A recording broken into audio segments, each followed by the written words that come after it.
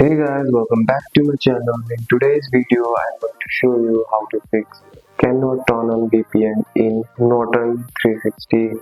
First, you need to check your internet connection. The VPN will not turn on without internet.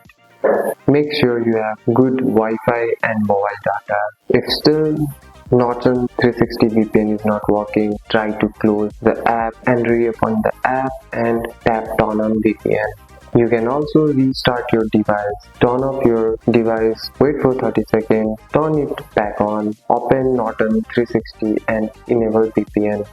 If access is blocked, it won't turn on. For that, go to settings, tap on general, tap on VPN and device management, enable Norton VPN.